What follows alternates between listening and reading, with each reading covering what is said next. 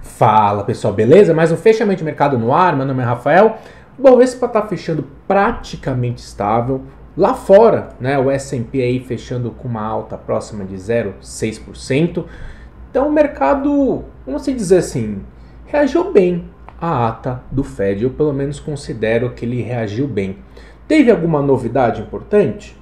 Não teve. Tá? Foi o mesmo tom do comunicado e o que o presidente do Fed vinha falando. E o que eu vou trazer de destaque aqui na ata do Fed, tá? Bom, o documento mostrou que, pelo menos, em junho e julho vai ter mais 2 aumentos de meio ponto, tá? Então a gente está na faixa de 0,75%, 1%, então a gente vai chegar aí na faixa de 2%, tá? O mercado, ele precifica entre 2,75% e 3% para o final do ano. Então, teoricamente, haveriam mais aumentos. E o Fed deixou a porta totalmente aberta para isso e a ata mostrou bem essa disposição em aumentar os juros, tá? Até mesmo e um pouco mais agressivo. E aí que entra um assunto que o mercado estava esperando para entender, que é a questão da taxa de juros neutra. O que seria isso? Seria a taxa de juros que um banco central qualquer, né, vai aumentar os juros sem prejudicar o crescimento econômico, mas com o principal foco, que é o combate à inflação. Essa é a grande discussão nos Estados Unidos, e a grande discussão que os membros do Fed trouxeram, né, para a ata. Eles afirmaram assim: bom, a gente tem que ir para essa taxa de juros neutra, né? A gente tem que persistir e correr atrás disso. Ou seja, não tem mais espaço para aquele lado estimulativo do Fed, que sempre foi uma marca registrada no Fed, pelo menos nesses últimos, sei lá, 20 anos, acho que é mais ou menos aí. Não, 20 anos não, pelo menos nesses últimos 15 anos, tá? Bom, isso está definido. A questão era, o Fed, ele está disposto a ir para um lado mais restritivo, que seria o quê? Aumentar os juros além dessa taxa neutra? De acordo com o comunicado, eles estariam dispostos sim, mas somente se a inflação iniciasse mais um processo de aumento forte e desvirtuasse todas as expectativas de inflação, né? E eu vou dar um grande exemplo, né? Por aqui, ano passado, né, as expectativas de inflação estavam subindo e nossa taxa de juros estava nas mínimas. E o nosso Banco Central precisou ir correndo atrás da taxa de juros para combater esse processo. E agora a gente está num processo de estabilização, ou pelo menos tentando chegar nesse processo de estabilização da expectativa de juros. Nos Estados Unidos está ao contrário. Essa expectativa de juros, a expectativa de inflação, na verdade, segue subindo e a de juros ainda é incerto até onde vai parar. Tá? Então a gente está nesse... só para a gente entender. E o que o mercado... Para mim, assim, que eu falei, não teve novidades. Acho que qual que é o sentido que o mercado até que gostou, né, desse comunicado? Porque o Fed está compromissado com um dos principais problemas da economia nesse momento, a inflação, né? Então, se ele conseguir, né, o que é muito importante, e que é um dos grandes trabalhos do Banco Central Brasileiro, né, do Bacen, é ancorar essas expectativas de inflação, né, mostrar para o mercado, né, através do aumento de juros, que o Fed, o Banco Central norte-americano, ele está olhando esse aumento de juros e vai combater via aumento de juros, né? Esse aumento da inflação vai combater esse aumento da inflação pelo aumento de juros, vai ancorar isso, e se conseguir ancorar, e do jeito que ele está fazendo agora, indo agressivo nesse aumento de juros, né? Pode subir meio, se quiser subir 0,75 pode até subir. Se ele conseguir ancorar isso, vai resolver um problema muito importante, né? A gente pode observar toda essa queda do mercado justamente pela essa expectativa de alta da inflação que não vai cessar, e aí conseguindo ancorar isso para as metas do Fed, né, de longo prazo, que é sempre muito importante isso, aí ele não fica com fica com a corda no pescoço e a economia consegue dar um novo passo para o crescimento, né? Lembrando que assim, se você tem um descontrole nessas expectativas de inflação, a expectativa de juros sobe. Isso afeta diretamente, por exemplo, os empréstimos, né? Empréstimos, financiamento, a base importante da economia norte-americana, tá? Então, se tiver um aumento, se o Fed não correr atrás agora para combater a inflação, subir os juros para taxa neutra, provavelmente ele vai ter que ir para algo mais restritivo ainda. E aí afetar demais o crescimento econômico.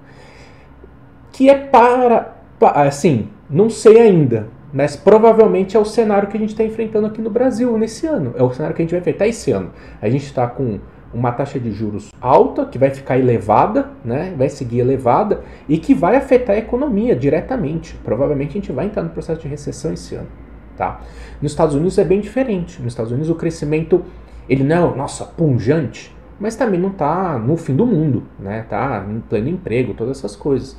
Então, é muito importante esse posicionamento do Fed e que, querendo ou não, agrada o mercado, né? Mostra o compromisso do Fed com o combate à inflação, o que teoricamente é algo às vezes é inédito, né? Por isso que até demorou para o Fed tomar essa decisão, porque faz anos que existia essa discussão de inflação e nunca vinha essa inflação. E agora ela veio, né, muito por conta também, né, da questão do Covid, da guerra, ainda esses problemas de logística que afetam todo o custo de produção. Beleza?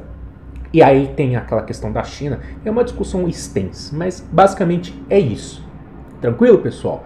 Então, vamos dar uma olhada no gráfico e entender isso, né, nos preços. Vamos lá? Eu vou começar com o S&P, né? Vamos começar com o S&P. O S&P subiu 0,60 e, como eu falei, a ata, ela trouxe essa sinalização do Fed. Beleza, legal. Pode trazer um controle maior nas expectativas de inflação, dar um compromisso no controle das expectativas de inflação. Isso reduz a expectativa de aumento de juros, né? Então o Fed vai combater a inflação, vai manter essa política de aumento de juros, mas não vai precisar sair correndo atrás que nem a gente fez, né? Não sei ainda. Então provavelmente ele está controlando essa questão da taxa de juros, tá? Isso, né, ajuda, né, no quesito que, se o mercado seguisse desconfiado que o Fed não vai conseguir controlar a inflação, que ele vai ter que aumentar muito mais os juros, é que nem aqui, aumento da curva de juros, cai o preço das ações, porque, né, você tem aquele custo de oportunidade de você ter renda fixa ao invés de renda variável, né? Você precisa de mais upside da renda variável em vista do que a renda fixa está entregando. Com o Fed sinalizando isso, ele trava essas expectativas de aumento de juros, né, que já estão aí, que eu falei, chegando aí na casa de 3% para esse ano, tá? E ajuda no mercado, né? Porque o mercado vinha colocando cada vez mais expectativas de aumento de juros, né, para esse ano e para o ano que vem. Beleza? Então, esse é um processo que ajuda o mercado norte-americano, em específico. Outro processo importante. Lembra que a gente falou? O S&P está no suporte importante, né? Sim, 100% dessa perna de baixa, né? No suporte importante eu nem digo, mas vem desse processo forte de correção. O IFR está numa região de sobrevenda importante, tá? Bem importante mesmo, tá? Então, querendo ou não, tem espaço para um repique, né? Então, se você tem a âncora, você vê a curva de juros não disparando tanto como vinha disparando, e você tem um risco-retorno interessante para renda variável, abre espaço para essa oportunidade de compra em especial aí para o S&P. Beleza? Abre espaço para um repique para o S&P, né? E aí a gente tem como alvo especial esse 4.150, que é o último fundo perdido. Somente acima desse patamar, para essa tendência de baixa de curtíssimo prazo, né, ela perder força, tá bom? Então, esse é o lado do S&P, expectativa de pelo menos um repique, e foi importante essa sinalização do Fed, tá? Mesmo que não foi uma novidade, mas essa disposição em ancorar as expectativas de inflação e evitar uma disparada da curva de juros como a gente vinha acompanhando, isso é bem importante, tá? Por aqui é um caso diferente, né? Aqui a gente já está com a curva de juros lá em cima, né? A gente só colocar aqui para a gente dar uma olhada, o 25, né? Dei aqui o 25, o 24, vai, que é a expectativa pro tá aqui, já tá, né? A gente já tá aí na região dos 13%, né? Já estamos aí na região dos 13%, já tá nas máximas. Então, aqui que eu falo, a gente está com a inflação ainda está sem trazer processos de desaceleração, ainda vem superando expectativa? Vem, mas o aumento de juros, né, o nível de juros, a expectativa de aumento de juros já está muito bem precificado, né, 13,25, né, e nesse momento eu já vim falando para vocês, vá trabalhando em pegar alguns pré-fixados, vá trabalhando, porque tem muito, não tem tanto upside para capturar, e existe um downside caso a inflação comece a trazer sinais de desaceleração. No IPCA 15 a gente viu o lado de habitação, em especial a redução da conta de energia, trazendo uma redução importante, né? A gente viu os transportes, quem que trouxe o aumento dos transportes? Foi a parte de passagens aéreas, o lado de combustíveis até mostrou uma desaceleração. Então é o que eu, assim, ainda, até a própria ata do Fed fala, eles falam muito assim, olha, talvez chegamos no pico. Então, assim, tira a ata do Fed, vamos focar aqui, né? Então, assim, vá em busca um pouquinho de pré. E se você quiser saber um pouquinho mais sobre essa percepção do IPCA 15, vá lá no meu Instagram, lá no Rafa Investir. Eu fiz um post ontem, né, quando saiu o IPCA 15, falando sobre isso, tá? Aqui, que eu falei, a gente já tá num momento diferente, né? E o nosso querido Ibovespa, ele já fez seu movimento de alta, né? Ele fez esse movimento de alta aqui e agora ele está numa resistência intermediária importante que é determinada por 111 mil pontos, que é a média móvel de 72. Como a gente vem falando, bom, o mercado está perdendo volume na compra, né? Não está tão mais barato que nem aqui estava nos 103 mil pontos, está no meio do caminho, tá? E a gente pode observar que ainda estamos, né, como a gente já vem falando aqui, dessa perna de baixa, né, essa perna de baixa aqui do curtíssimo prazo. Então, cuidado para não ficar pendurado nesse meio do caminho aqui. Tá? Também lá no meu Instagram eu coloquei a carteirinha que eu venho fazendo esse ano, a carteirinha desse ano, e eu resolvi zerar todos os bancos. Zerar todos os bancos não, só deixei um pouquinho de Banco do Brasil. Então, eu zerei Bradesco, nesses níveis o múltiplo não está tão interessante. Banco do Brasil, eu já tinha feito parcial, fiz mais uma parcialzinha aqui, então tem só um pouquinho de Bradesco.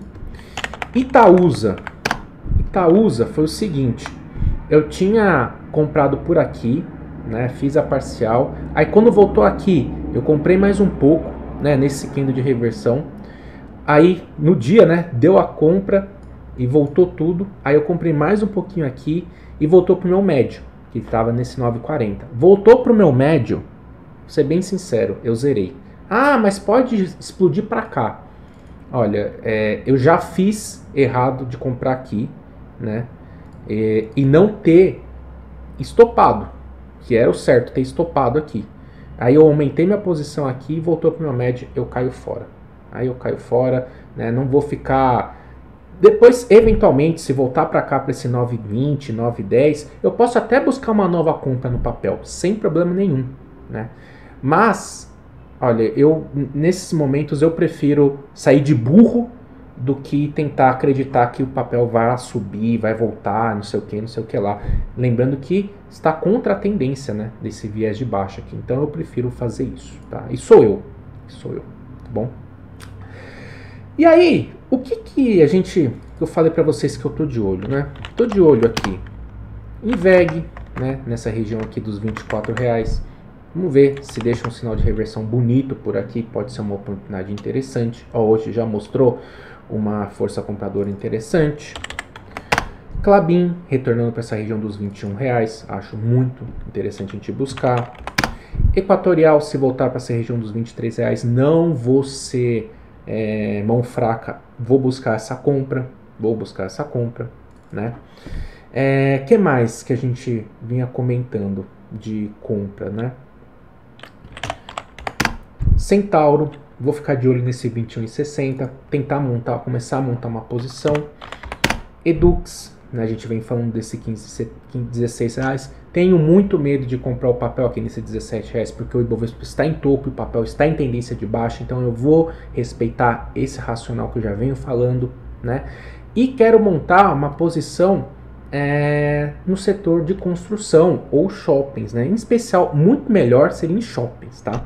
Então eu estou de olho em Cyrela, né, nesse 13,60. EZTEC ficou bonito, né? O gráfico está bem interessante. Se voltar para esse 16 reais aqui, pode ser um ponto.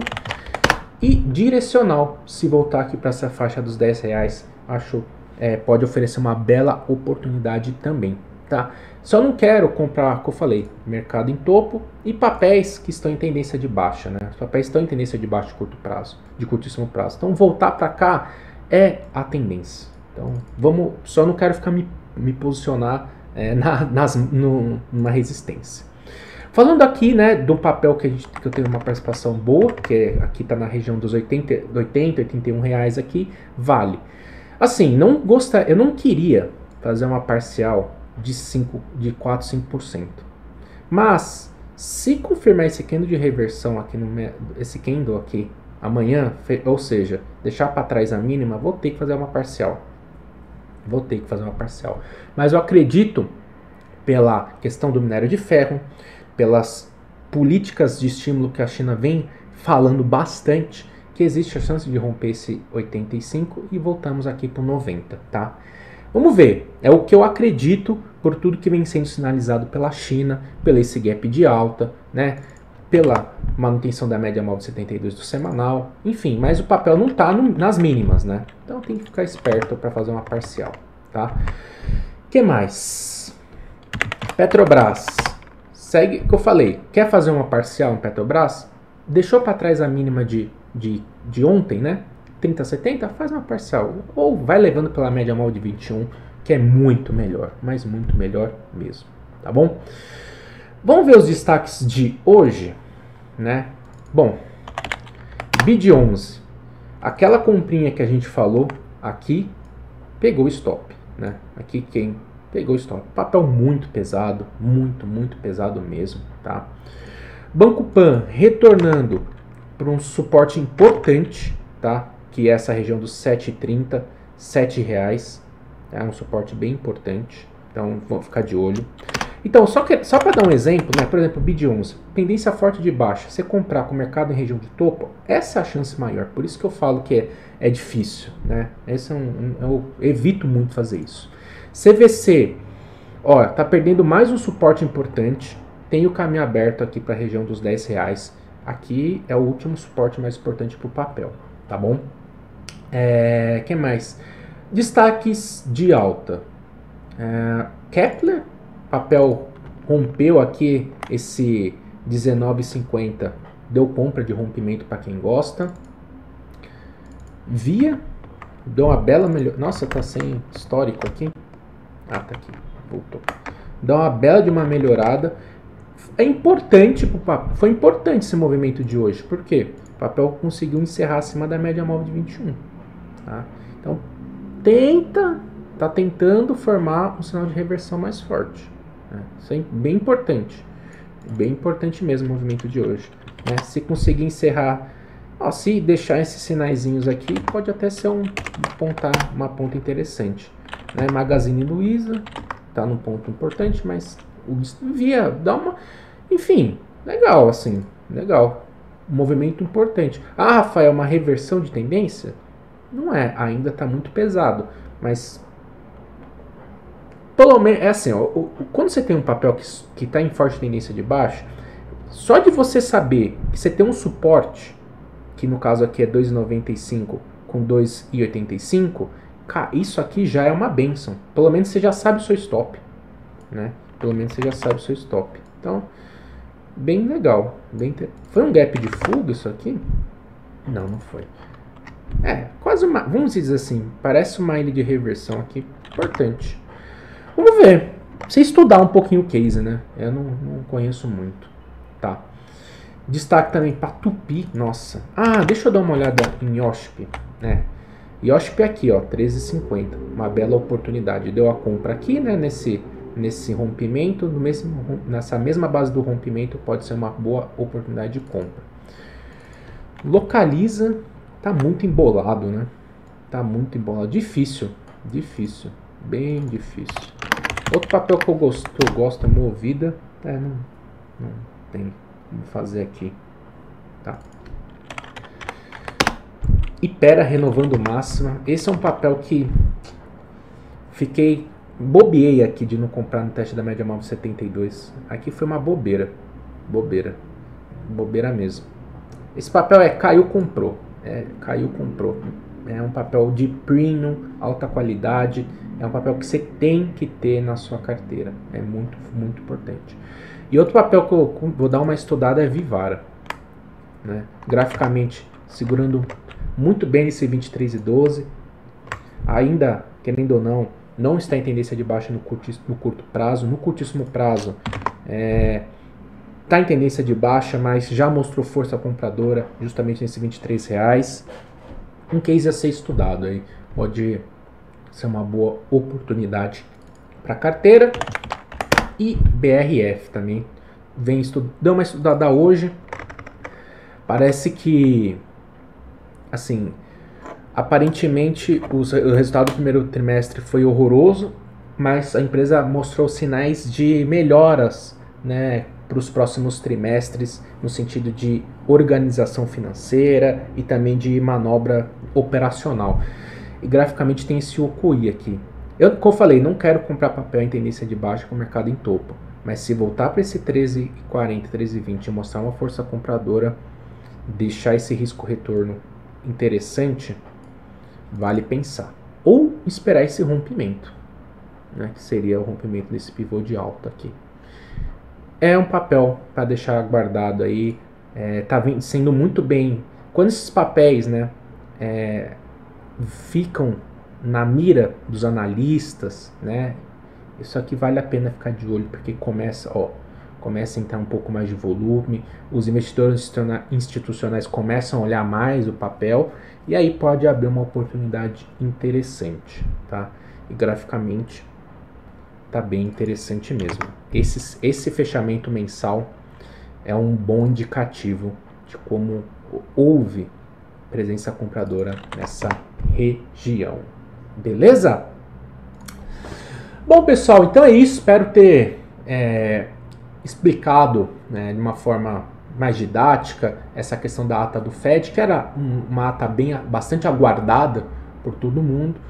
E se você quer ver um pouquinho mais, né, que eu falei lá do IPCA 15, para entender por que tá interessante pegar um pouquinho de pré, que você quer ver um pouquinho, acompanhar também as principais notícias da abertura, né, e também um resumo do fechamento, vá lá no meu Instagram, no Rafa Investir.